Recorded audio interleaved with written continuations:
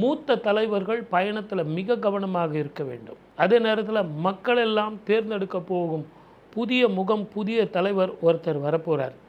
அந்த யார் அந்த புதிய தலைவர் அப்படிங்கிறதான் நம்ம இறை தேடியில் நம்ம பேச போகிறோம். அது நீங்கள் இப்போ கூட கேளுங்க, நான் சொல்கிறேன். நீங்கள் யாரை மனசில் வச்சுக்கிட்டு கேட்க போகிறீங்கன்னு எனக்கு தெரியும். ஃபைனலாக அந்த கொஷின் இருக்கட்டும் அப்படின்னு நீங்கள் நினச்சிட்டு இருக்கீங்க நான் வேற ஒரு நடிகரை சொல்ல போகிறேன்னு நீங்கள் நினைக்கிறீங்க. கரெக்டாக? நடிகர் இல்லை. அப்போ சொல்லிடலாம், வந்துட்டோம். நடிகர் இல்லாமல் ஒரு புதிய முகம் அரசியலில் ஒரு புதிய பிரவேசம் வந்து சேரும். அது அந்த எலெக்ஷனுக்கு அப்புறம் தான் அந்த புதிய பிரவேசம் வந்து சேரும். அந்த ஆள் யாருன்னே தெரியாது. ஏன்னா அவருடைய ஜாதக பிரகாரம் இந்த எலெக்ஷன் வரைக்கும், இந்த போலிங் வரைக்கும் ரொம்ப சைலண்ட்டாக இருப்பாப்புல, பின்னாடி தான் இருப்பாப்புல.